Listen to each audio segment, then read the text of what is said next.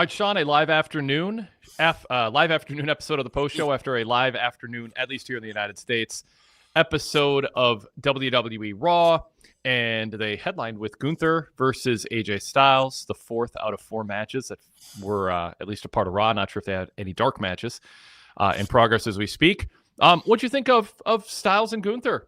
They've been building up for a little while. A low blow. Distracted ref finish after a sneaky tap out by Gunther. Did this pay off what they've been building up for the last few weeks? I thought so. I mean, I thought the action was good. The finishes I thought was pretty cheap having him, but it fits what Gunther's doing with this character right now. So I thought in that sense it worked. But I mean, I don't know why they're going that route with Gunther as the chicken heel route, so to speak, with him doing the fake tap out to get the win. It just, but well, if they're gonna continue the feud, they don't want to clean. Yeah, they don't want to clean Gunther win yet. But I mean, I'm just saying how WWE thinks. They obviously aren't going to do a clean Gunther win because then it ends the feud. If they have Styles win clean, I don't think they want to invest a Styles clean win in Gunther. So then the booking minds get rolling, and they're like, well, what do we do? And we want heat on Gunther, so we'll have him use a low blow. But we also want there to be a reason for a rematch and, a clever controversy. So we'll have the very smart Gunther understand where the referee is. Yeah. Trick AJ Styles into a tap out and then let the announcers debate whether Styles was as dumb as like Penta was in his match by, they always make Penta and they always make the luchadors, or the luchadors make themselves, whoever, look dumb with their celebrations mid-match that backfire. But in this case, Styles celebrated a win. I thought it was a little weird they defended Styles. Like, well, you can't blame Styles, I think Cole said. Because yes, you can. You don't let up on a hold until clearly the ref sees it. He's been around for decades. So I mean, I don't think that made Styles look great, but I think I understand why they did what they did. I mean, I don't think it's hard to figure out why they did what they did. It's the first match in what will likely be a series that leads to Gunther retiring Styles. I will say this, Sean. I could have imagined Styles getting a win that would have been in some way that would have enraged Gunther to demand a match and be angry and make it personal trying to retire Styles if they're heading towards Gunther retiring Styles. But this didn't really feel like a match that demands where Gunther would demand a rematch. It's more something where Styles would. So I don't know when that rematch comes, but my hunch is Styles will go, well, I want another chance. That was a misunderstanding. And it didn't sound like, I didn't get the sense that his career was on the line. You know what I mean? Cole made it sound like, he'll be around. Oh, no. So it just... well, they've been talking about Styles on his retirement tour. Yeah. He said this is his last year. Gunther is, as we talk about constantly in WWE, he is the guy who we think he's going to retire a bunch of people the next couple of years. As opposed to chasing world titles, he's going to be chasing retirements. Right. So, I mean, I'm just looking at this through the lens of how do they want to protect? Who do they want to protect? How do they go about it? And it's the beginning of a feud, not an end. I just don't like, as Derek Mitchell in the chat points out, I was wondering why Styles would give up the hold. Not a smart veteran move. So, yeah. I don't think they think things through very carefully anymore with the creative. And it just, it's one of those, someone should have spoken up about that. I don't think Barrett. Maybe Barrett did. I'd have to rewatch it. I don't know if Barrett said, "Well, Styles should know better," but somebody should have. And you don't want to bury Styles if that's. No, I mean, like behind the scenes when they were doing it, just because it doesn't make sense for AJ to just give up give up the hold as a veteran, knowing that you wait for the ref to tell you it's over. Yeah. Well, that's the only part I didn't, I mean, I think there would have been a way for Styles to be confused in a way where fans would look at him as adult, a rookie. It's like a rookie mistake. Yeah. And yeah, I would ask for that if I were AJ. I mean, I don't know that he cares a ton right now. I mean, he's not.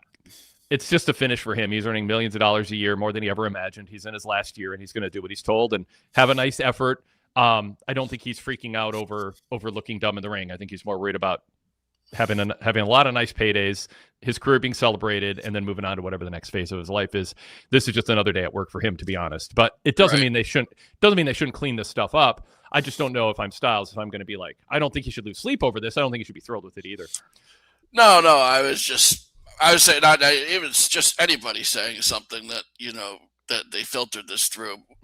Yes, yeah, no, I agree. I mean, you want to have baked into the execution of the stories they tell.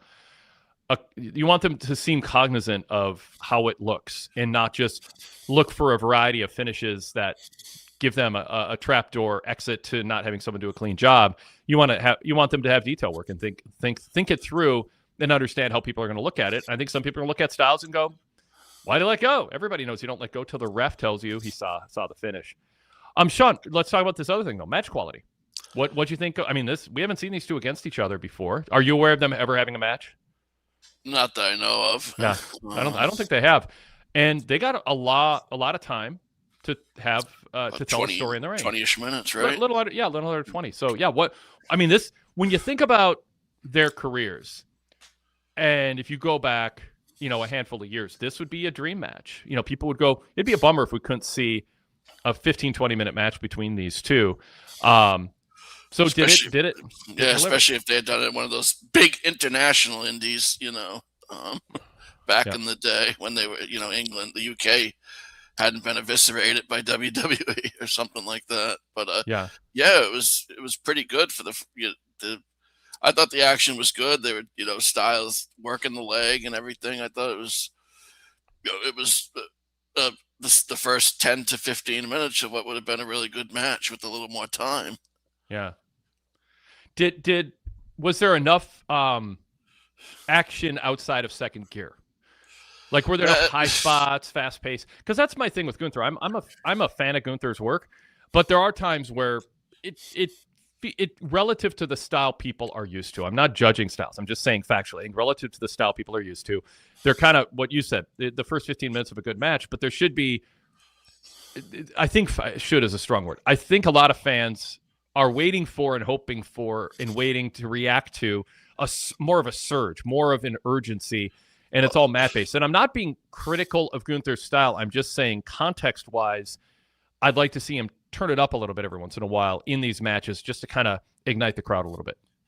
Yeah, I felt like it could have been more to it than there was getting into another gear. I thought it was a little slow, especially when, a hyped main event like that, they just kind of stayed in that second gear for a long time. So in that, in that sense, I remember that, the crowd was doing their chants. I was like, man, this feels forced when they're like, doing the, I can't, I think they were chanting in their language. So I didn't. They got it. Well, I think there was a "This is awesome" chant, or maybe it was earlier in the show. Yeah, but there was there were some of the stereotypical chants. And I was like, this isn't like that great. This is good, but you guys are showering them with the, this like the third, fourth gear type of, response. But they're excited to be there. They want to react that way, and that's what you get with when they, they go outside. It just, like you said, I just didn't think they really spent. I thought it was a little slow, I guess is the best way to put it. Yeah. And they want to. I mean, I hate to say this, but it is WrestleMania season. Neither guy wants to miss a payday. They're both just not wanting to get hurt. They're, AJ is at an age, and with his style, he can get hurt. And Gunther has a certain style he works that is his signature. So, from a pragmatic standpoint, if the crowd's into it and you get through it and you're not hurt, and it was a good match. I mean, I'm not knocking it. I'm just saying maybe it's, I don't know. I just think with Gunther, as much of a fan as I am of his matches, it tests the patience of the crowd sometimes. And for him to get, I think, to that next level, even in the eyes of management, you want to have that peak emotional crescendo. And it's a different kind of psychology and crowd reaction in his matches because he approaches things differently. That's all. Yeah, I agree. Yeah. All right. So another comment in the chat here. So Black Magic 5292 says, I like the finish. AJ let go of the hold because he's a babyface. He doesn't want to injure his opponent. If a heel did it, I'd agree with you guys. I mean, there's a point there. It would be nice for the announcers to make that point. Don't think they did. If that is the story they want to tell, that would, if they said that, if Cole says, hey, but Bear goes, AJ made a mistake. That's a rookie mistake. He's going to lose sleep tonight. And Cole's like, hey, he felt the tap. It was ref. It's on the ref, not Styles. Wrestlers are taught not to hold hold a submission hold beyond a tap out because you can hurt somebody, but that's not the story they told. So where's Black Magic at these production meetings before they go out there? And I think, it's not like he's playing the '80s white meat baby face either. I mean, he already slapped him in the face backstage. His character has had that, just his look, that darker edge for a while. Yeah.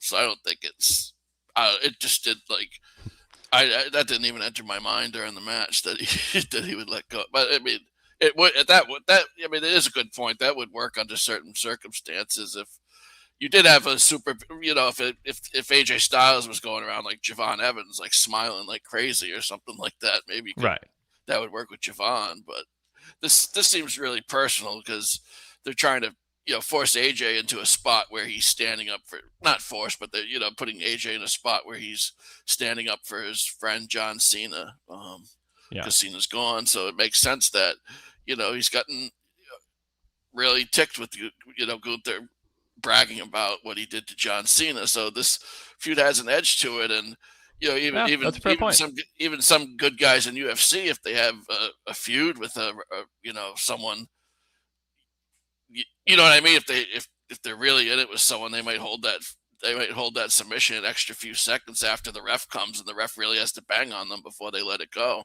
Yeah, I mean, you can make the argument it's to that point.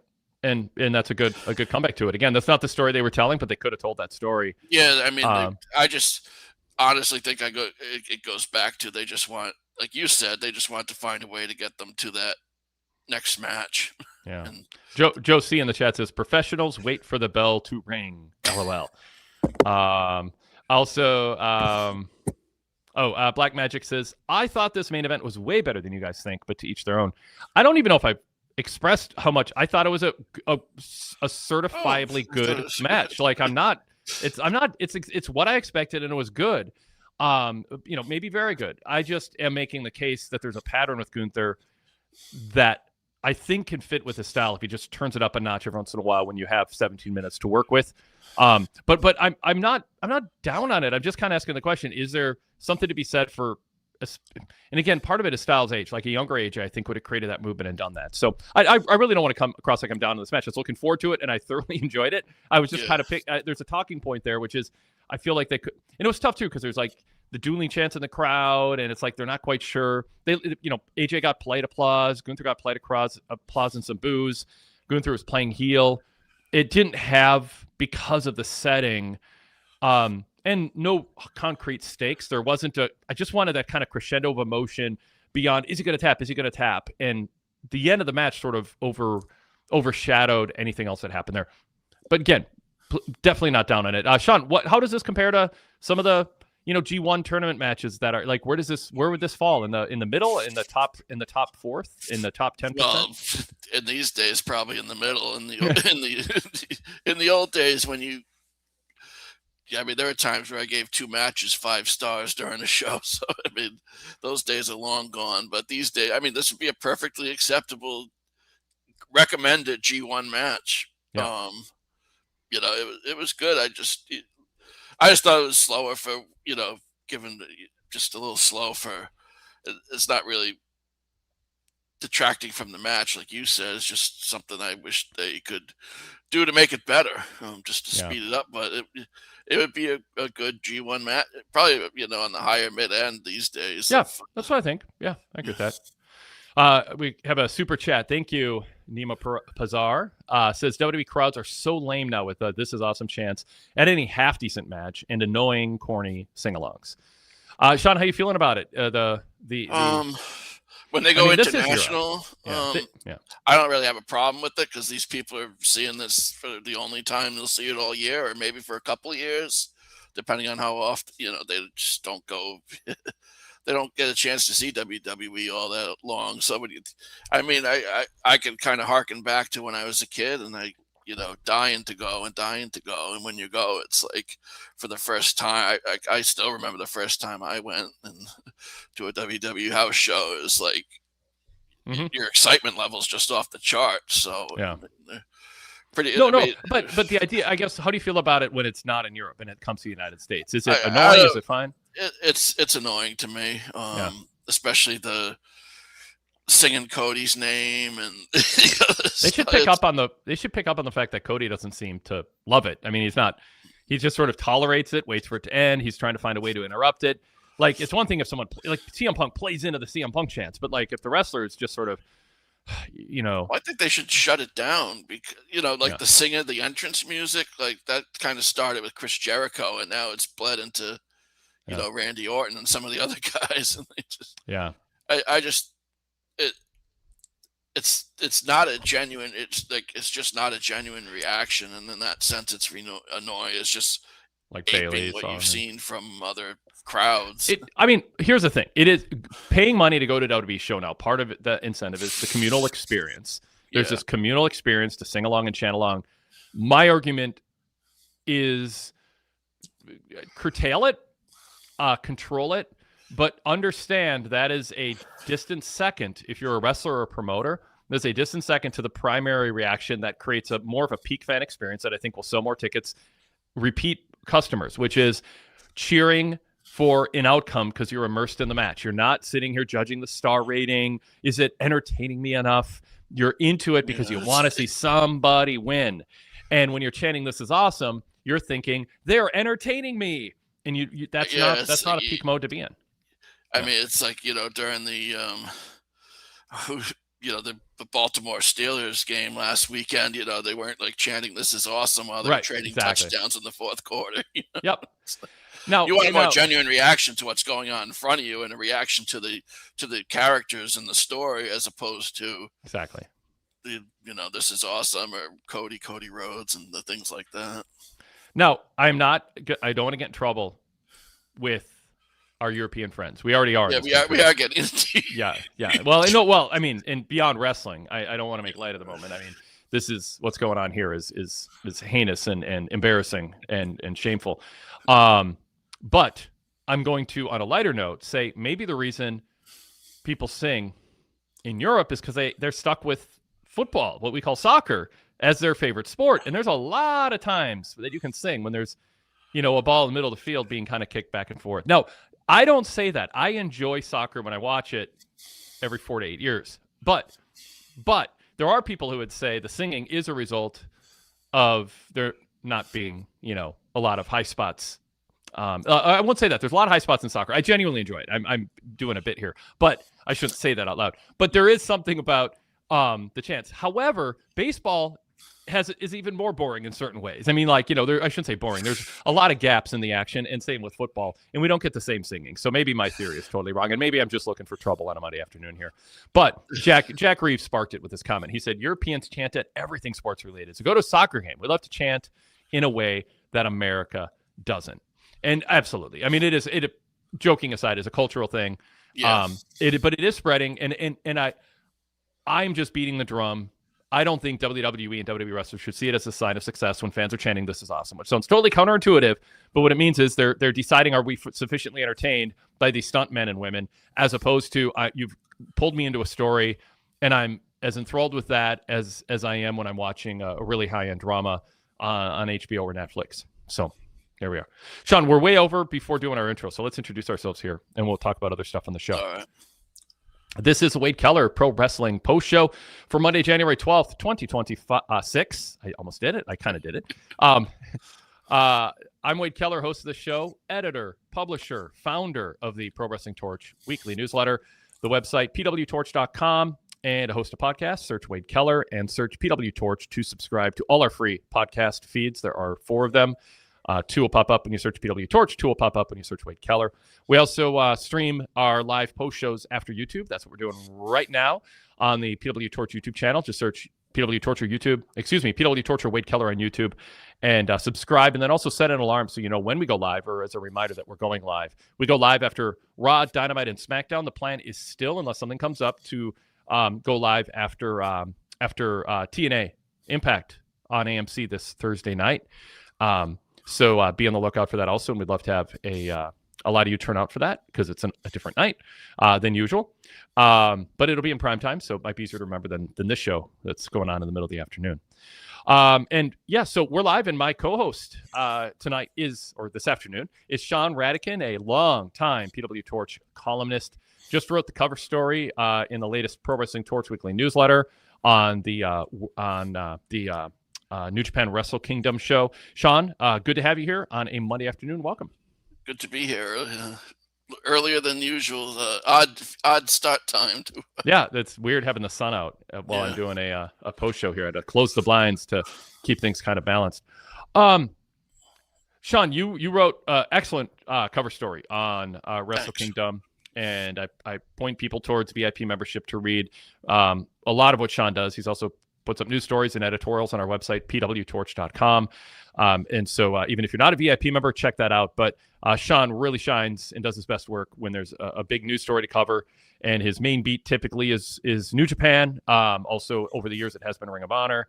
And there's a great archive of Sean Radican material, both in podcast format and cover stories and written formats and feature columns.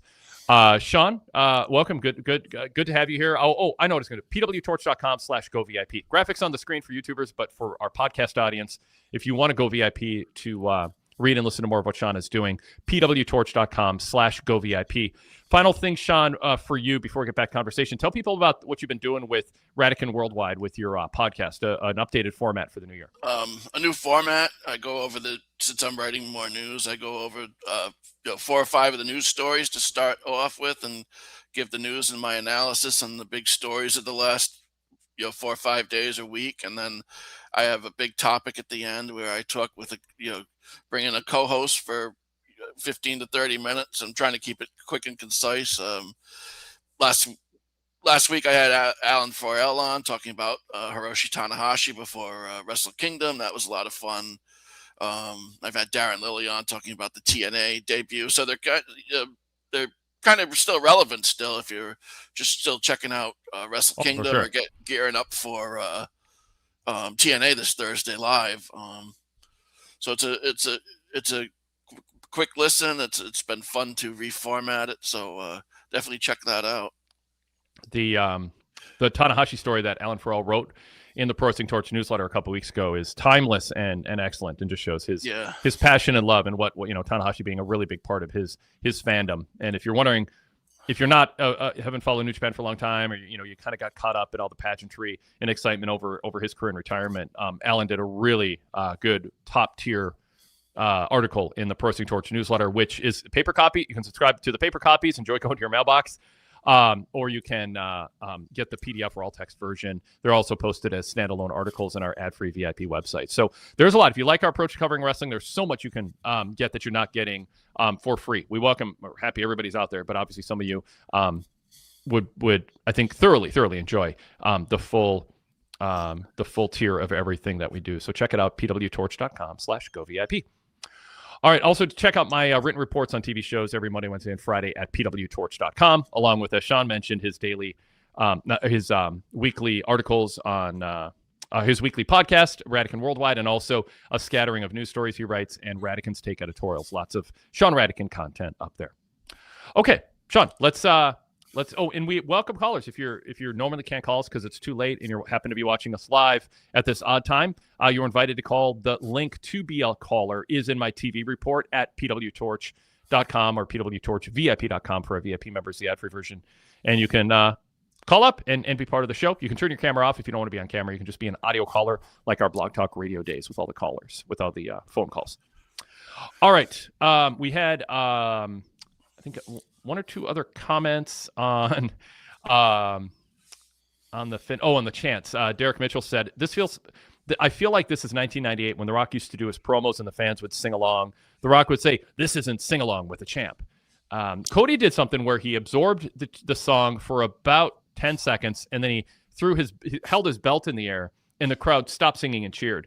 So there's ways to do it without coming across like an unappreciative jerk. And I know Cody's very cognizant of not wanting to seem unappreciative, even if to him it sort of seems like it hits him like a what chant, where it just throws him off. So there we are.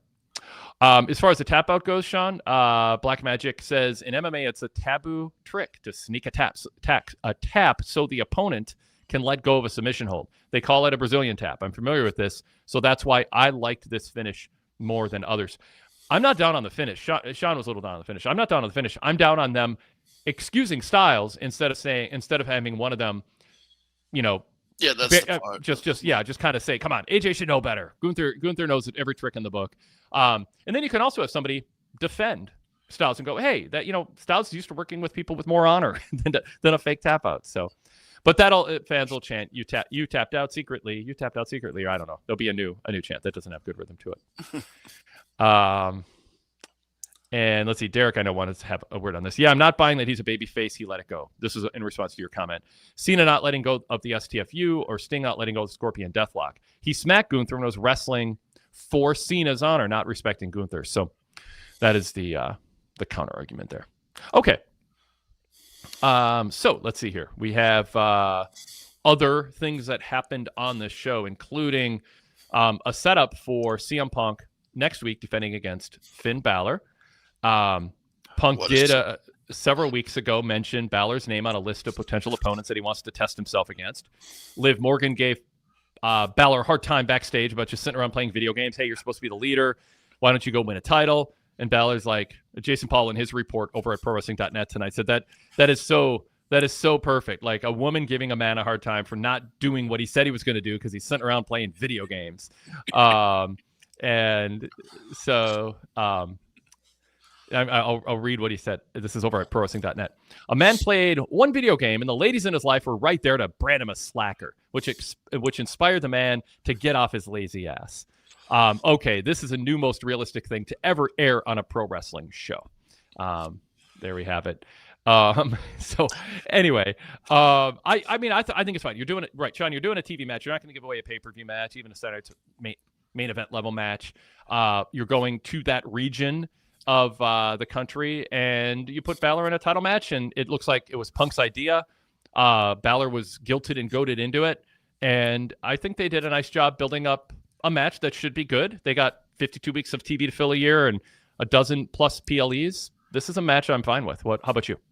Yeah, I don't like the way they portray Finn to be such he's such a good wrestler. It's just they've taken away a lot of what made him special coming out of NXT. He had this mystique about him.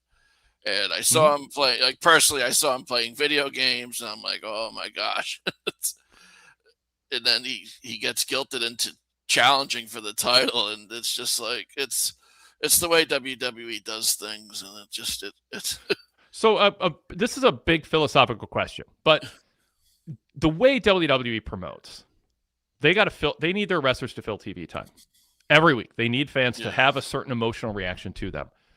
Is your argument, what you're saying, more applicable to New Japan?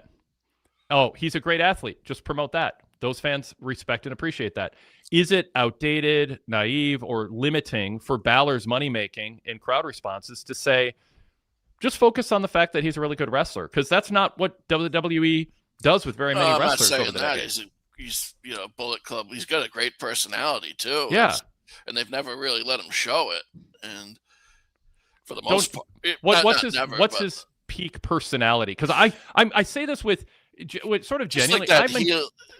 Sean, one sec. I'm enjoying... I'm sorry. Yeah, I interrupted you, and I'm saying don't agree. But I want to clarify my question for the sake of discussion. He has been showing a personality in these Judgment Day segments. Like, I find him more entertaining now than I have a lot of the time when he's just playing a more straightforward athlete that seems more fitting for showing up for an occasional big match in Japan or an NXT takeover special where there's not all these hours of TV to fill, and you have to be a character in a, kind of like a sitcom, basically. Yeah, I just feel like there's more to him than the comedy side of things in terms of drawing out. Like, it just doesn't make you... I know it's obviously designed to be a TV challenger, but they could get through with pushing him a little more serious. But it is, like you said, he's essentially a character on a TV comedy, with what he does in Judgment Day. And, he's a former champion too. And I don't even think they mentioned that during the show.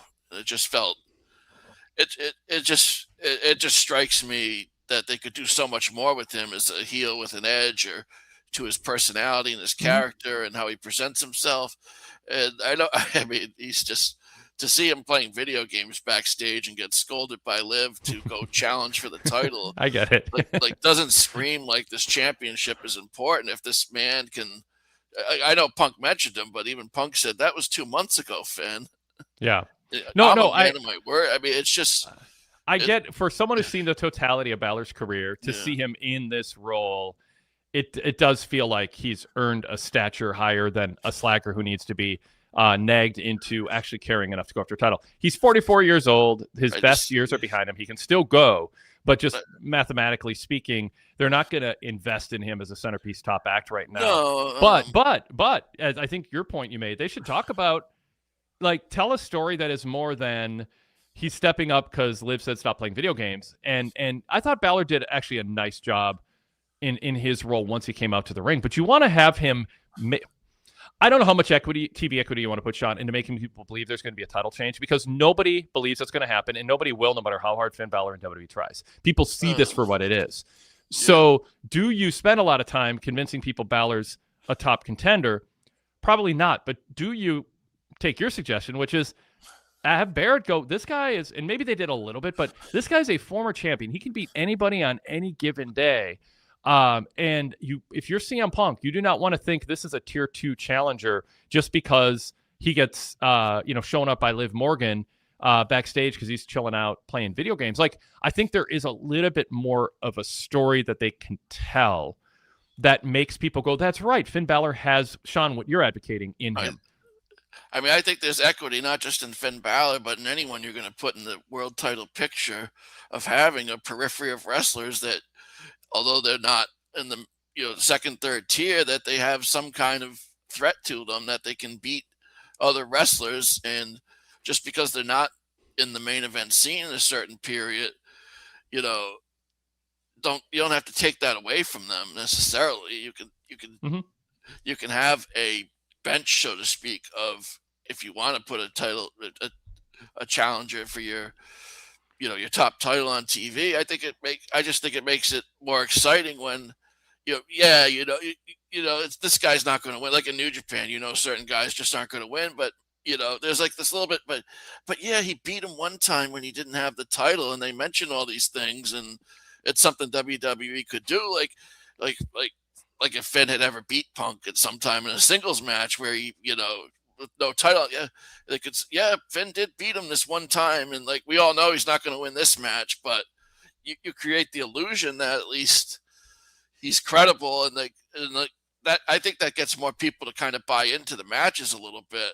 You might not get everyone to buy in because you've got such a smart audience these days with the way they have unfurled the, brought everyone backstage over the last period of time. But I just think that if you make these people more credible, it just makes for more exciting TV when you do bring them into the picture. And I know there's just, they have the guys that fill the role, the comedy roles and things like that. But I think you can,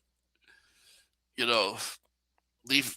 I just think they could do better with characters like I think what they did with Finn is fine in theory, but it's just, I just wish he had, more, well, I'll jump in because I know what you're saying. I think what we'd all like, I think what we'd all like to see, because there's no downside to it, is a little bit more of a sports vibe, a little bit more of both words of the announcers, words from the wrestlers, and just when you can be a goof behind the scenes and then turn it up when the camera's on and you're in the ring, and focus more on that. And they haven't done that enough with Balor, so this feels kind of out of nowhere. However, in the chat, Sean, Ian Hui has a post that says Balor for the belt. He adds, "Hey guys, I'm just saying Balor for the belt. Wade, I'll lead the charge. Balor for the belt." So somebody, at least one person is hoping and making a case for that. Azan White, though, says, when was the last time Finn won a major singles match? So there is that. Darrell Freeman says they don't want to talk about him winning the title because then they have to bring up why he never got his rematch for the title he never lost. They don't have to. They can. Maybe it'll spark some thoughts in people's minds, but those people already know. I mean, I don't think that's like hanging around the average fan's mind. I think you should say he's a former champion and Punk should be careful. Don't underestimate this guy. I think that's fine. But Azan says a problem is Finn plays second fiddle to Dom and Liv. the focus is too much on Dom and Liv for that group. Now, I will argue Dom and Liv are thoroughly entertaining. They really get good crowd responses, and I don't think it's crazy to focus on Dom instead of Finn at this point. Dom is in his late 20s, Finn is in his mid 40s.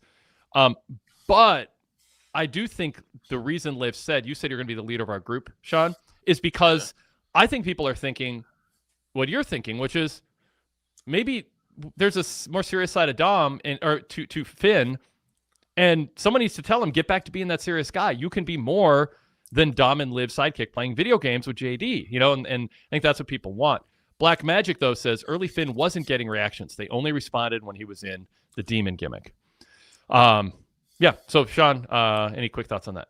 I think that was just the way he was presented. The difference between the demon and how he was presented in NXT was vastly, in terms of coolness levels, was night and day. So I think when they did use that gimmick, believe it or not, for a long time, it felt like really when he did have to bring it out, it felt awesome. But I don't think they fully, tapped into his potential in NXT either when he was there.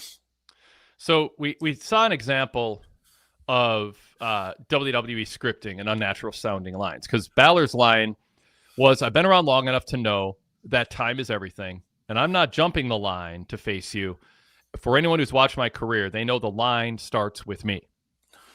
And that just is what somebody who writes in a way that nobody talks writes down for a wrestler to memorize.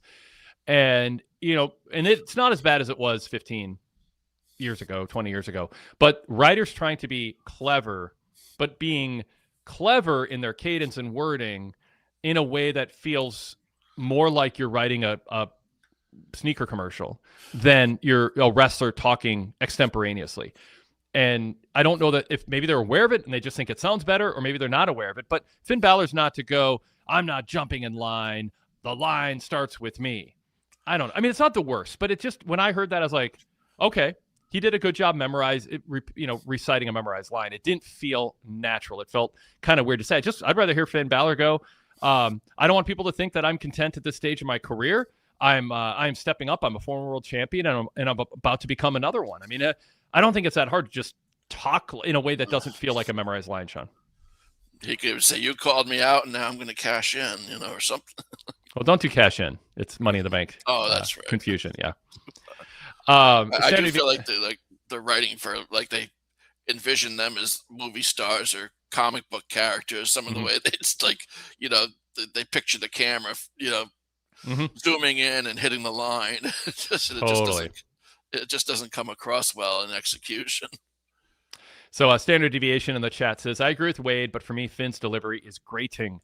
When he said, you'll see, I cringed. But yes, the scripting for this character is more marketable than another serious athlete. So there is a middle ground, which is he doesn't have to be just a serious athlete who's trying to be a middle 40s cool guy, but he can. There are other alternatives. It's not a binary choice. And so you can not write cheesy lines, but also portray him in a more serious manner. Now, maybe that happens, as Black Magic says, if he turns babyface. Maybe that they're saving it for that. I'd like to see, Black Magic says, I'd like to see what he can do now as a babyface, though, since he's been around a while. And you'd want him as a babyface to be more serious. And they wouldn't have him being a slacker being chewed out by a woman in his vicinity if he was a babyface. Yeah, I agree with that. Yeah. All right. We had a new topic here. We are taking calls, by the way. Someone in the chat said if we're taking calls, there should be a link in my TV report at PWTorch if you're interested in that. You can always email wadekellerpostshow@gmail.com.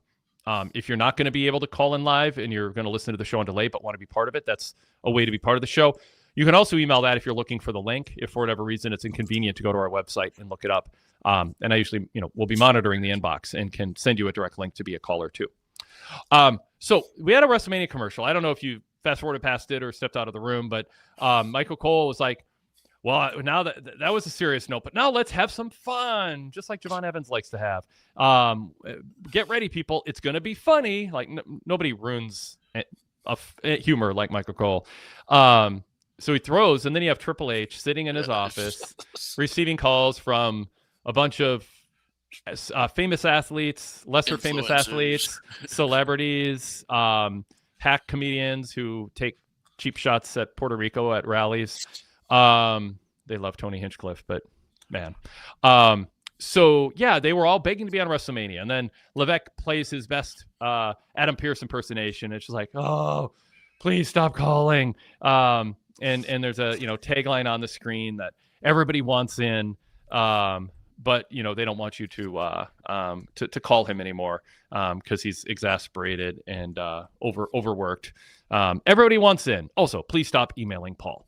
So, I mean, I want to say I get why they do this. They want to make it seem like WrestleMania is what Vince McMahon wanted it to be from day one. If you go watch WrestleMania 1, it was not just a pro wrestling show. It was a showcase of celebrities, and it's about Liberace. It's about Who's Singing America the Beautiful. It's about celebrity guest commentators. WrestleMania 2 was like the worst example of that.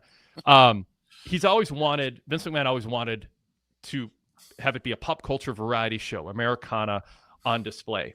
And so they are trying to play into that, and they are so permeated into pop culture, Sean, in a way that was not the case 20 years ago, 30 years ago, even, for sure. They're so part of pop culture now that you have really big NFL and NBA stars, like over the top being fans, and other celebrities. I think it's good to lean into that. I didn't hate this skit because it felt like it was meant to be seen as a campy sketch.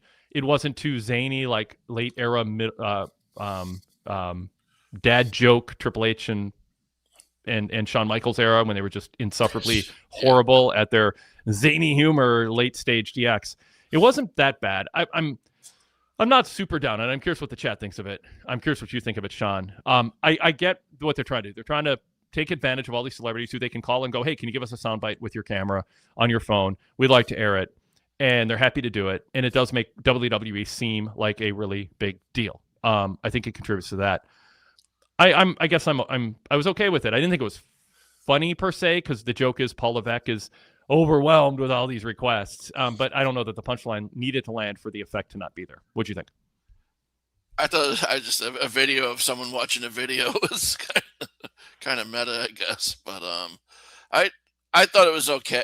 It gets across that everyone wants to be a part of WrestleMania, and you had like some really big name like Tyrese Halliburton, who almost single-handedly took the Pacers to the final. Before he got hurt, that was a game against OKC last year, and you had so many. You had big influencers and, online people, influencers, that have huge followings. So it gets across the message that everyone wants to be on the show. And it's just kind of silly with Triple H being like, oh, I can't take this. And don't email me, don't text. And I mean, I thought it was, good. People watching this, seeing all these people that want to be part of the show, it makes it seem like a big deal. And, so I thought it was, I just thought it worked in that, the content wasn't great. What they were saying wasn't great, but it was just, if you get all those people, that famous people, Jalen Brunson too was on there. Just, big NBA athletes, big celebrities, big comedians. Tony Hinchcliffe. Tony Hinchcliffe. Oh. And you said big comedians and Tony Hinchcliffe. That's the joke. All right. Jack Reeve in the chat says Triple H was never a great actor, but somehow he outacted every person in that commercial. Yeah, I get that. Another comment here from Black Magic. The constant celebrity slobbering is the most annoying thing to me about this new era at WWE. It's nauseating. They come across as too try-hard when they do this. However, Derek Hubbard goes, it was a short and sweet infomercial that served a purpose in a light-hearted manner. I'm more with Team Derek on this in the specific, Sean, but I am very much with Black Magic on the idea that WWE should understand their big time and not slobber like they did over at ESPN. I mean, there's a bunch of hosts of shows that almost nobody watches compared to Raw or SmackDown, and they're like, oh my God, they're accepting us in the real sports world, and that lasted all of the 3-week build to the technical disaster and fan unfriendly switch from Peacock to ESPN, and they were just like acting like this was like the biggest honor ever, like person hadn't been on ESPN before. And that they were finally being accepted. Like, I mean, I used the analogy back then. It's like the girl said, yes, I asked her to the dance. She's in a social circle higher than me. And she said, yes, now I'm going to the dance with her. I can't believe it. It was so embarrassing to be a WWE fan. I was afraid that was the new normal for ESPN for a little bit. So I can't take this. Yeah.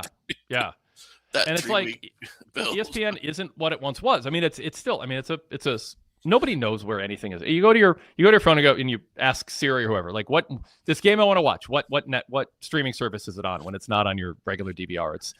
People aren't thinking that hard about channels anymore. They just are, watching what they need to watch when it's on. So did you see the directions to watch on Cox to get to the ESPN app? Yeah.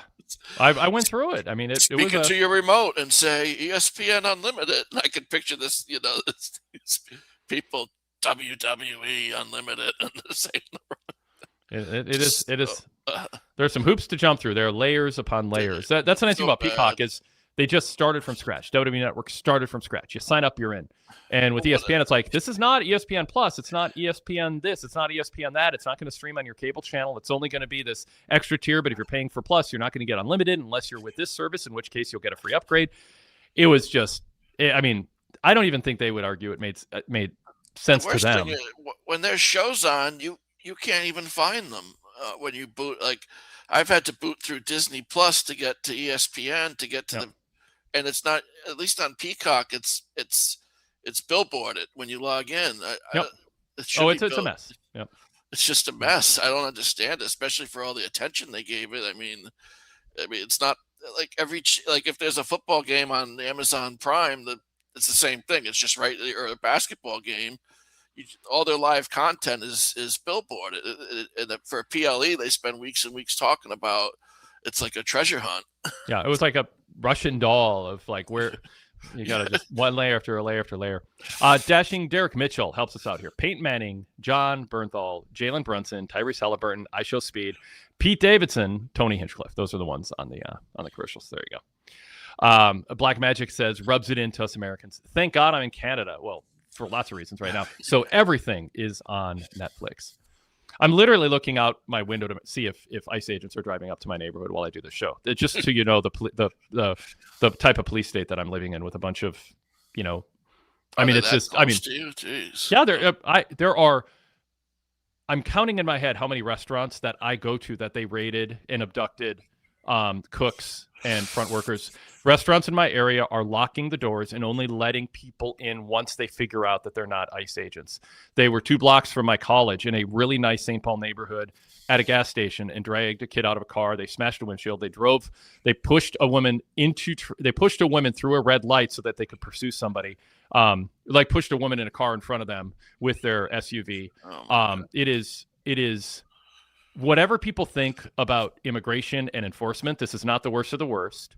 It's they cleared out a car wash. I drove by after they raided a car wash and took all the guys, all the teenagers and 20 Hispanic guys who are drying cars at the car wash. They're like 2 white guys drying cars, and it's normally 12 Hispanic guys. They're clear. It must be universal because I have that near me too. Of course it is, but I want to be serious for a minute. For people who think, it's not funny. Oh no, I'm saying for me, like it's funny. Like when I was going to say that before I jumped in about, now there's 2 white guys driving the car, and I'm like, but I want to be serious for a minute. For people who are thinking, hey, they're here illegally, it's fine to take them out. The lack of accountability by these ICE agents to follow what we have been taught are our constitutional rights as American citizens should alarm everybody in every state, no matter your political affiliation or your thought on, the just exaggerated and over the top race baiting of these Hispanics, they're gonna this, and it's like whatever. The people in this community who they're dragging out at 1 a.m. from a Mexican restaurant when they're just trying to do dishes are some of the nicest people I run into every day, and they've been part of our community, not causing problems. And and I mean, literally, Minneapolis schools are shut down. It's distance learning. And kids in the suburbs outside of Minneapolis are staying home, and they're now given the option in some school districts to do stay at home because they're scared. Cops are going into hospitals. They're going into schools. They are abducting kids who are not of age, who don't answer questions the right way. And they're going after people who look like they are maybe a lesbian doesn't deserve. Maybe they're an obvious protester who doesn't deserve to live. So I'll shoot her wife in the face 3 times because her wife got lippy with me and emasculated me with cameras on me. It's horrible. I have been as shaken up as I've been the last week after the shooting of Renee and Renee Good, and watching more and more be sent into town. And it would be one thing if they followed the rules and they understood you're not allowed to go into a property without a search warrant. They weren't serving people with fake-looking search warrants that have no basis in the law. It'd be one thing if they were actually following established rules, but there's no accountability. Why are they wearing masks? Cops don't wear masks. Like they're wearing masks because they don't want later to have people know who they are. Well, what are you gonna if you're wearing a mask and you're supposed to be a public servant? Maybe face masks are face coverings should say something about what they're doing and how they don't want to be held accountable for it. I know people not who are not going to work because they're scared, and it is. I mean, just ask ChatGPT to define fascism, and you're going to see the last 10 years, step by step, of what Trump and the smarter people around him, like Stephen Miller, have been doing. And if fascism just sounds like a word like lib or snowflake, look it up, because you don't want to be part of it. No matter what side you're on right now, you do not. You'll eventually be the victim of it. And fascism is about making a few people rich at the expense of everybody by tricking co-conspirators into working against their betterment in order to help them achieve their means. And a lot of that is going on right now. So if you just think, oh, I'm not very political, I don't pay attention, this is serious stuff. We are ground zero for a potential civil war that can break out at any time. And Minnesotans have been great, and the governor and other leaders have said, don't give them a show, don't escalate, because if you do, the next level is Trump calling in the military. And it's scary. I mean, I'm shaken up by it. I want to take a minute to say that. And if you're living your life, going to the mall, playing video games or whatever, they're coming for you too. This is a test, and it is not the type of America you want to live in. And they are not following the rules. They are not respecting people, and the protesters are not paid protesters. Anytime anyone says paid protesters, never watch that channel again or watch that YouTuber or read that. They're not paid. These are actual people who want these fellow citizens who they've been living with peacefully for decades and love as neighbors. They don't want them to be treated the way that they're being treated. And there's, like people who are just filming these ICE agents, and they're being dragged to a detention facility for 2 days. They're losing track of where people are. There's no accountability. My House Representative, Angie Craig, in my district, and a couple other representatives went to, it's not too far from my house, where the headquarters are, where the detention center is. And they let them in briefly, and then they kicked them out. After they had to wait a while to get put in, but the Supreme Court said they're allowed to go in. And I said, what are you going to do about it? What are you going to do about it? Because you got the president on their side, and he's not holding them accountable. So it is out of hand and is a powder keg waiting to get way worse. And life as you know it can be over, and it's to cover up and distract from a whole list of other things going on that he doesn't want people talking about. So anyway, yeah. Derek Hubbard wanted to know, are local and state police departments working with or cooperating with ICE agents? No. For the most part. I mean, I don't know of every instance, but they are supporting and protecting the protesters, but they do not have jurisdiction over ICE agents. And if they intervene, A, they're outnumbered, and B, the president and the Department of Justice and whatever else, they're not going to have their back. They are. If you think my local police will stand up for me, they may not. If push comes to shove, and literally, so we'd love for it. There's going to be community meetings, and there's going to be a lot of citizens wondering, okay, we've never had our rights tested like this before. We've never seen a lady shot 3 times because her wife embarrassed an agent who was his life. There's fake. He was not, his life was not at risk.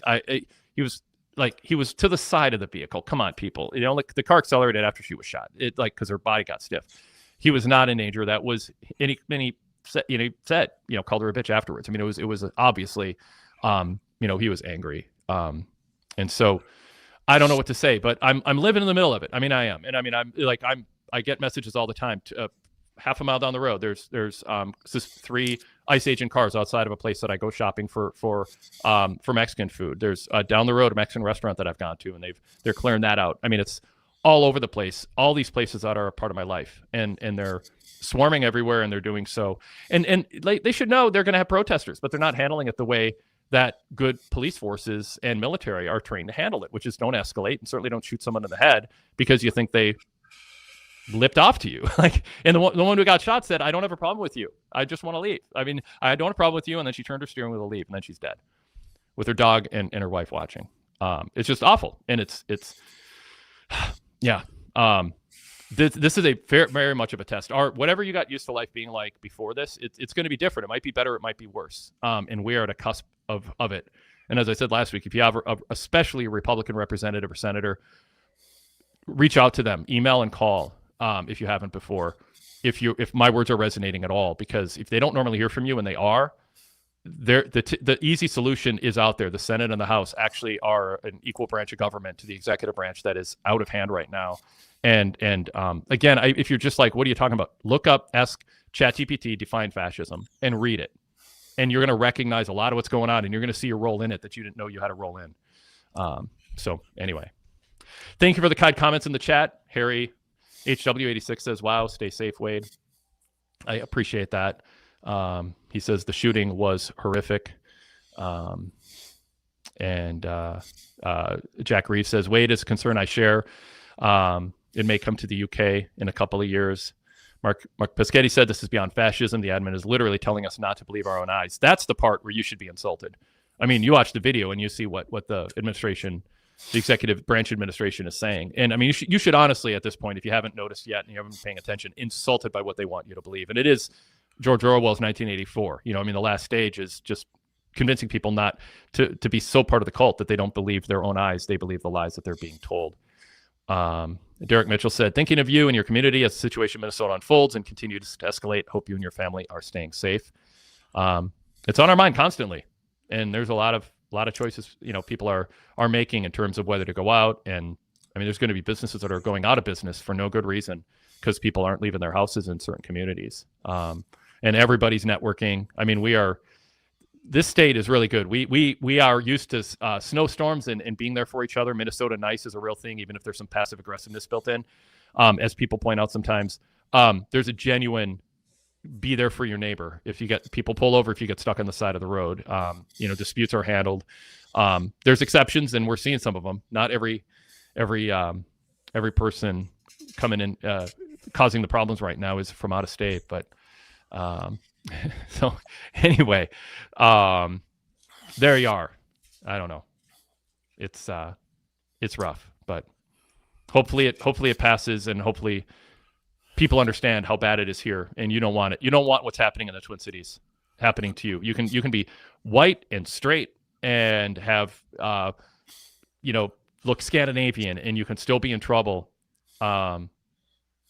And that shouldn't matter. You should be there for your neighbors anyway, regardless of if you think you're in trouble. And yeah, so all right. Where were we? I knew that was in me if it came up. I knew I might have to hit that release valve a little bit because it was Finn Balor's character. Yeah. No, we're talking about Paul Levesque, I think, in the commercial. Skits. Yeah. I don't even know how. Anyway, so we're back. We're back talking about wrestling. Maybe, who knows? All right. So other things on the show. We had the setup for the women's the women's tag team situation with 3 sets of challengers coming out. And then a match was booked, a triple threat match to determine who would get a title shot. Morgan and Perez won that one. A lot of kind of weird, not weird, just kind of shenanigan finishes tonight. But Morgan and Perez getting the title shot. Sean, what'd you think of the segment to build it up? and Rhea and Io, kind of celebrating, laying out the scenario for them as champs, and then all the challengers, and then the match itself. I thought it was pretty much paint by the numbers of what they usually do for this type of chat. Setting up. They have a few teams in the mix that have a claim, and they're not going to take the time to let the teams, wrestle it out match by match on the undercard of Raw in the next few weeks. So they throw them in a triple threat that was pretty good, full of action, and I thought, it got the crowd going. They had the insane elbow to the floor. There's some nice high spots in that match. The finish was, I mean,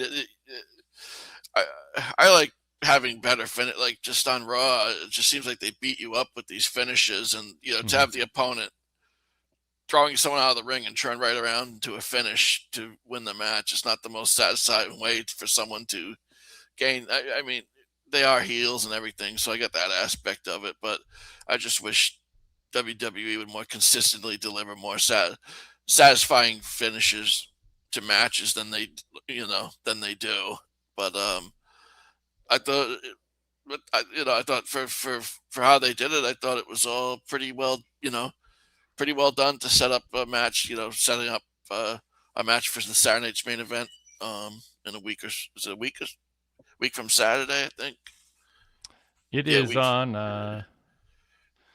Week from Saturday. The 24th. Yep, yeah. The 24th in Montreal. Yep.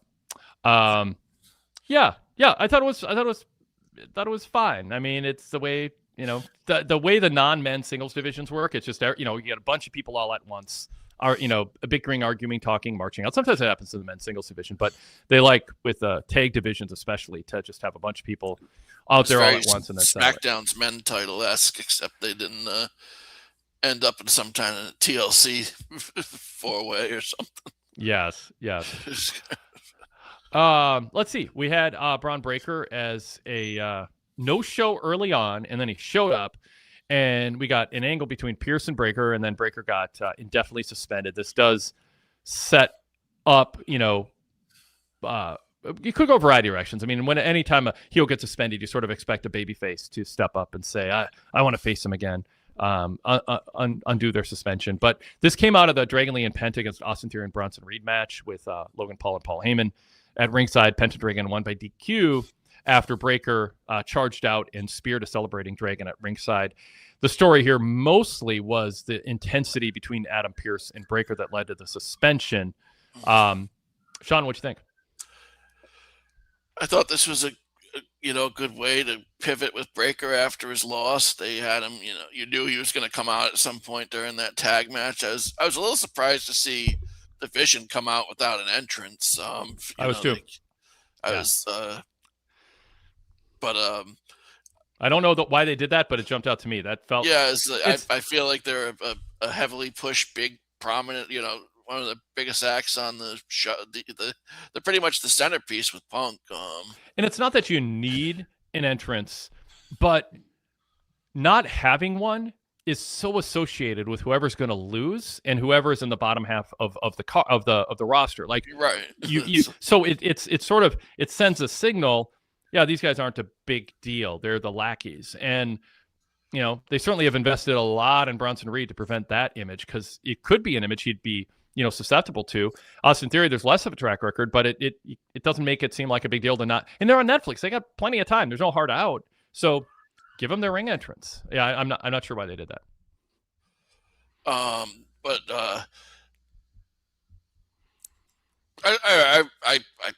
Braun Breaker, they're trying to establish him as this loose cannon type of personality, and I like that. I see a lot in Dragon, I see a lot in Dragon Lee and Penta, Penta as, acts on the show. Just, they're both so good, especially Penta, and to have him sacrificed for that was a little disappointing to me. I get it. I feel like it pushes those guys into a deep place in the bin, so to speak, when it comes to any fight. Penta when he came in, had one of the coolest entrances and everything, got this big push out the gate, and then it's a year or so later now, I think, and it just feels like Dragon Lee's coming off this run with AJ, and they were both sacrificed for this. Well, they didn't. I mean, they got a DQ win. I'm just saying, like the beating they took from everyone. Yeah. I mean, WWE. I think people were excited to see WWE get more out of Penta than AW did. Yeah. And he's been defined in a certain spot. I think they appreciate things about him that people like, but they have done that in a way that doesn't slot him in the spot that people think can work for him, or that would work for them to put him in. And I still, I certainly sense that pushback. I'm not someone who's thought he can be a top tier guy perpetually. I think he's fun. I mean, I think his matches are great. He's talented. He brings energy to the building, but I think he's top of the second tier, bottom of the first tier type guy going after secondary titles. I think it's more effective when a heel comes out and attacks the higher level baby faces to get over, and that, you know what I mean, too. Yeah, but they don't have a deep roster, Sean. I mean, they're split 3 ways with NXT and SmackDown. They don't have a deep bench. Yeah, that is true. And Dragon Lee and Penta are the guys who are going to have a good, they're going to have an exciting match. They're going to appeal to a big slice of the fan base. And Austin Theory and Bronson are going to bump for him left and right, but also take super kicks and take bumps for him. But in the end, the DQ was caused because they were Penta and Dragon Lee were shown to be on their way to winning. They were rallying. They were dominating. Yeah. So the story of the match was 2 people in the top heel faction in this company had to get disqualified by having a cohort run to the ring because they were afraid they were going to lose. I mean, to me, that's WWE's way of protecting or putting over Penta and Dragon Lee. You can argue with that as a booking style, but that is how they tell their stories. Yeah, I agree with that. I just that was just my little aside, but I think they could maximize their potential. But I thought it was well done for to pivot. Something, if you're not going to put Breakker right back into a title shot with Punk, then you pivot him here into the storyline with Pierce, and so they did a good job with that. I'm not sure why Pierce kept getting in his, kept getting in his face. That just kind of, Pierce was so angry about it. I'll bring it up here. I have some mixed feelings on it. Derek Hubbard says, I praised WWE for resisting the temptation to get physical with the GM for so long that tonight felt meaningful. The interaction between Breakker and Pierce had a guttural intensity. The fans oohed. And I do think this worked in that respect. Pierce has been, to my chagrin a bit, I like when he seems stressed out. I don't like when he's just yelling constantly. It just feels like just yelling at the top of his lungs it's not entertaining. It's just kind of like, okay, chill. Even if you're on his side, you're like, just chill out, be a professional. But they've been building up to the idea that he can't stand it anymore, and he's trying to. And I like the idea that there's a babyface authority figure GM who wants a clean finish to matches. He doesn't want a guy coming out and attacking people. And Pierce has had enough. And I do like Heyman coming at him and going, guess what? You suspended Braun, but you touched him first, hinting that there's a loophole here. You can't suspend someone for, quote, self-defense. Now, you could say there's in real life, we see this too. There's a degree of disproportionate reaction. Yeah. And one could argue Breakker was on the verge of that, but he shoved Pierce into the corner. It was very physical, but he didn't give him his finishing hold. So it is intriguing. Where they go from here. I like the intensity. I just like the thing I didn't understand was why did he seemed to want to bait him, and he just followed him all the way up the ramp instead of letting the Vision just back him. It looked like the Vision was going to back him away. Well, that's an argument. That's Pierce. He lost his cool. Yeah, and then that's a story they're telling. And then I guess. Yeah, it's just he pursues him backstage and suspend. It's hard to root for the suspension when you're, egging the heel on to get, you know what I mean? To when because he's presented, he's frustrated with it. He doesn't want it to happen anymore. He's warned him not for it to happen, and I can see him getting in his face in the ring and so forth when he did it. But he followed him like he had him on one of those Apple trackers. He's like all the way down the ramp and through backstage, and he's in his face. I mean, what do you think is going to happen? Yeah. Well, let's here's a couple comments in the chat along those lines. Chris Rucker said Pierce has had enough. He's the same size as Breaker. I wouldn't mind Braun and Pierce at Mania. I don't think Adam's going to lace up his boots, but maybe I'm wrong. I don't think that's the issue. I don't think they want to have Braun Breaker's WrestleMania match be against Adam Pierce, even if Adam Pierce will volunteer to lace up his boots to get a $300,000 payday or whatever that would be for him. Yeah. Black Magic says, I agree about Pierce constantly yelling, being annoying. It feels like a school principal. Man, what school did you go to? Chris Rucker says, technically, Braun shouldn't have been there anyway, so everything that happened after he interfered is his fault. I'm not a lawyer, but I used to watch Ally McBeal. Man, I forgot about that show. Chris Rucker says, Logan Paul told Pierce, dude, chill out. He's literally going to kill you. LOL. I love that. I love Logan being the guy going, come on. Let's talk some sense in here. All right, we had a super chat from Derek. I want to wedge it in here. Derek Mitchell says, today marks the first time since January 27th, 2025, that is about 50 weeks ago, that a men's main event did not feature members of the Vision, Drew, Sammy, the Usos, Punk, Penta, Finn Balor, Rey Mysterio, or LA Knight. It's a long list to get to that fact, but it's interesting. I mean, it is, when you think about it, it is a small, when I say it's, not a super deep roster, you get to just, pick the perfect opponent for everybody every week. There's something to that when you look at that list. I mean, LA Knight was in like half of them. The Vision were like nearly in the other half. Punk, yeah, the Usos were in a bunch. But interesting that Ray, Finn, Penta, and Sammy are the others. I wouldn't have necessarily gotten them right if I had to do the complete list. But interesting fact from Derek. Any quick thought on that, Sean? Is that for Raw and SmackDown? Or just...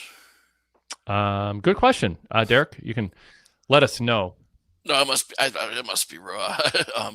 Yeah, that's interesting. For a while there, it seemed like the Vision was in every main show-ending segment for weeks and weeks on end. Yeah, but it's nice to see just something else take place, and with the world champion, the new world champion, getting a chance for his storyline to be the focus of the show in the end, and not the Vision stuff going on before that. All right, let's throw up a couple comments on Penta and Dragon. They're Derek Hubbard says they're both guys who do not need protection at this stage. I have no problem beating them. Theory could use a win. Yeah, I agree with that. I want to get to that next. Black Magic says Penta is fine in my opinion. I'm much more worried about his brother on SmackDown. Ray Phoenix feels like a complete jobber. Yeah, I mean, when you're a good hand who gets a crowd reaction and can create movement and take good bumps, and promos aren't your strength, you're going to get used like Ray Phoenix gets used. I mean, I'm not saying there aren't other ways to do it, but I'm not surprised. And they can heat people up. I mean, it's not over for him. Durrell says they also afterwards seemed to start the move to put Javon with Penta and Dragon Lee. What are you thinking of Javon Evans, Sean, in his path to get here, in his trajectory going forward? I think he has a chance to get over as long as Michael Cole does not say early in every Javon match he likes to have fun. Yeah, I think it's. I like him a lot. He's that easy to like personality, and he's fun to watch in the ring, and he's smooth and athletic, and it's just a lot of fun to watch him perform. And he may look like he's not like muscular, but he is built. He looks muscular to me. I don't know what you're looking at. I mean, like Braun Breaker. Yeah. He's not like WWE muscular, I guess. Right. No, I know what you mean. I just had to say. But he's in very good shape for someone that does what he's got a lot of muscle on for someone that wrestles that style. And I like that. Like you said, my problem was it's almost too happy. For it's like you don't want to be. Yeah, you don't want to be so one dimensional. Yeah, like Willow in AEW, I think she smiles too much sometimes during matches, and I think you've said something about that recently too in one of your pieces. I'm not going there. I did my monthly allotment of leading a critique, not criticism, just a critique of Willow. I led a lengthy discussion on that the other day. But I was just comparing them in terms of like it's I get them. Yeah. sometimes too much is, but I think he looks too happy when you know what I mean. It's like It does feel cartoonish. Yeah. It's like it reminded me of Kofi Kingston's old Jamaican gimmick when he came out, the big smile and like he's just so happy, like he looks like he just won that Home Shoppers Network contest or something like earlier in the day, and he's set for life. Yeah. That's a bad example, maybe, but something really good happened to him. Well, Goodfella says Javon showed a more angry side in NXT when feuding with Ricky Saints, so it's in him. Chris Rucker says, I actually think Evans is a really good shape for his style. He's muscular enough, but athletic as hell, and he's got a mean streak when pissed. I think he'll be a mainstay. I do too. I like what I'm seeing. I just don't want Michael Cole saying during every ring entrance to Wade Barrett, "Hey Wade, want to get bouncy?" Like, you just have to be self-aware. It's too cheesy. Like, if they push that too much. Yeah. But that's not necessarily like Evan's fault either. Well, no. We're not blaming. We're blaming Michael Cole. We're blaming Michael Cole's boss. Yeah. But Michael Cole has the authority to say, "I'm not going to say that. It'll ruin it." Black Magic said he looks like a Price is Right winner. You're the next contestant on The Price is Right. Yep. One more thing, Sean. Like I always tell people, look at how Rock started, you know? Yeah, exactly. No, that's definitely, yeah. Derek Hubbard says, Javon is taller than he appears. I'd advise getting thicker so he does not get pigeonholed into always playing an underdog. He has years to bulk up, but it would be a worthy goal for versatility. Dashing Derek Mitchell says, Javon is still young and excited to be there. Let's give him some time to develop. For sure. I think he's got potential to be I'm not trying to kill these guys. I think the chat thinks we're trying to. Yeah.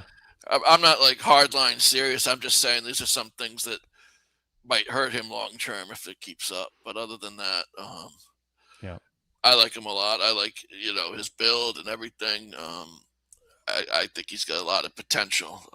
He's a lot of fun. Like I said, when he wrestles, he's a lot of fun to watch, and hopefully he does some things to adapt that as he gets older, as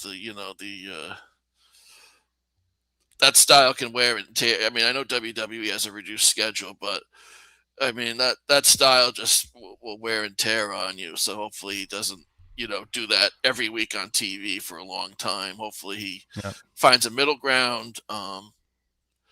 And I'm not saying he did anything crazy in this match, but I just know that, just doing all that flying and everything, it's really it really taxes on the body just from the veteran guys I've seen over the years, and how, I've seen them in the ring, and then,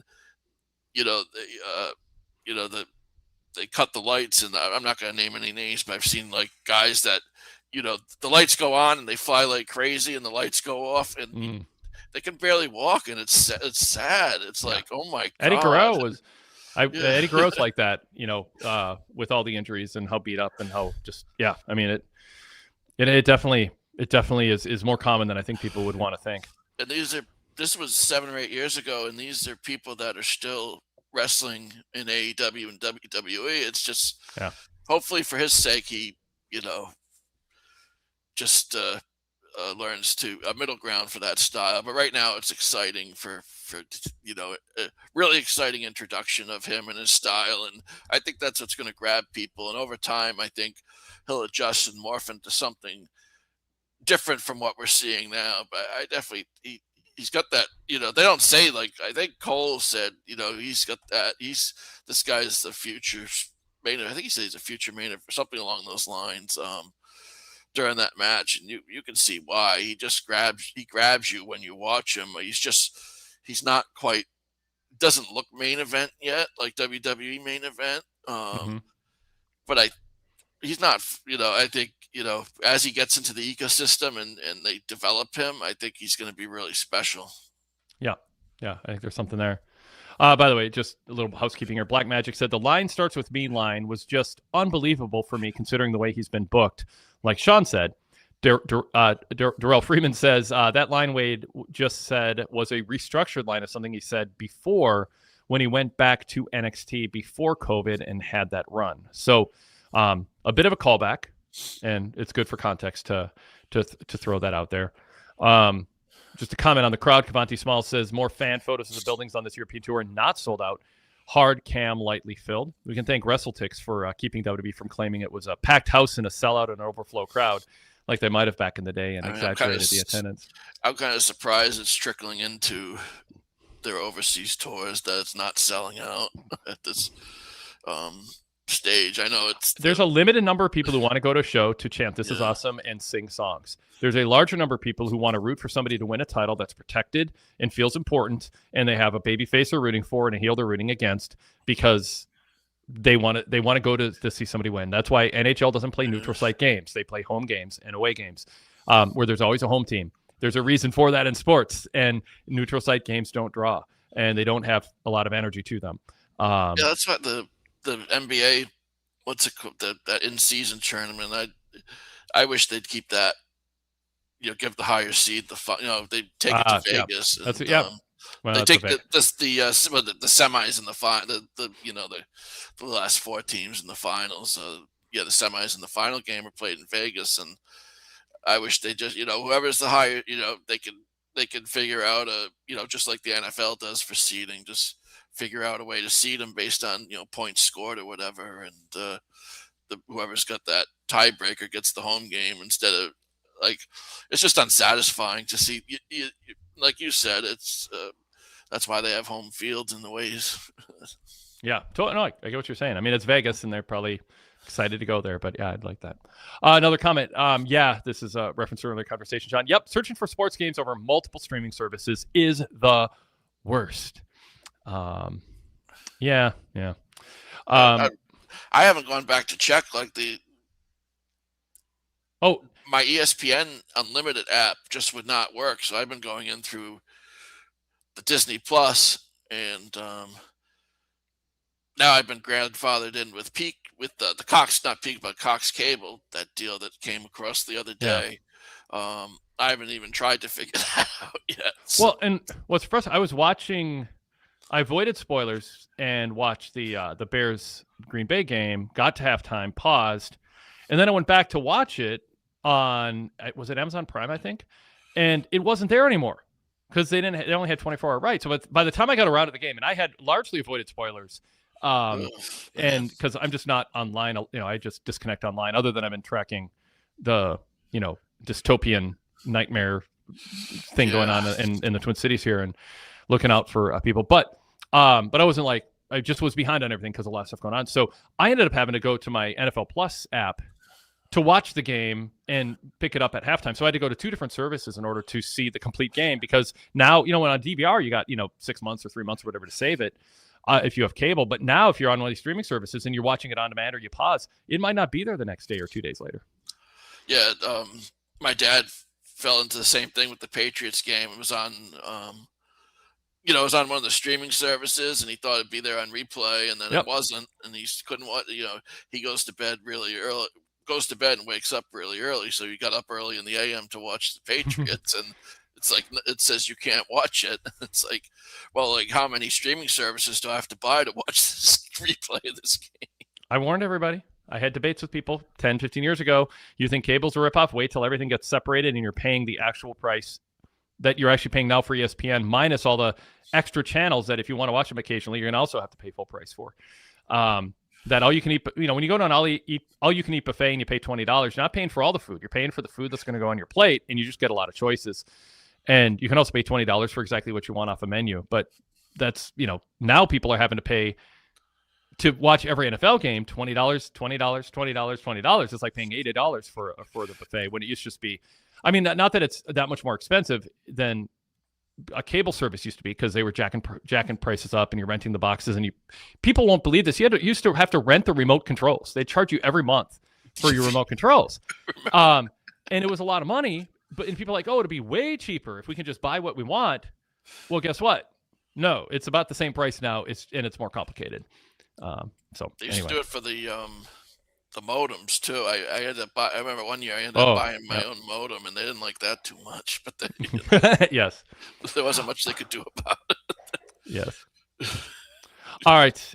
We'll close with is there anything else from the show you want to bring up, Sean?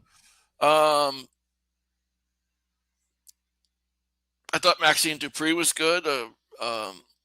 Yeah. backstage segment against Becky Lynch for next. That's another, Becky Lynch as a going back to Belfast. I think that'll be really good. A rematch, and I liked. They also positioned Otis and Tozawa because because Maxine was being serious that Otis and Tozawa were more serious, and they went up and challenged Jey Uso backstage, and he was like laughing at them at first, like we'll I don't want to have to do this to you. We'll really, if we face you in this tag match, we're really gonna beat you guys up. And Otis was like, yeah, I want this match, and it's like, well, I'll call Big Jim and make it happen. So I like that. Like just that's like one of the things I'm always looking for is how can they help some of these guys be more serious, and I like that Maxine and those guys have been kind of able to distance themselves from the silliness of the the Americano angle and try to make something of themselves. And I thought Becky's I think it was a pre-recorded promo. It was really fun. Like all the delightful lines about how she'd gotten screwed, but she clearly hadn't. Yeah. I thought that there's a lot of build towards future. They really use this show to build towards Belfast. So you have Balor, and Punk for the title. You have Becky defending the IC title against Maxine Dupree.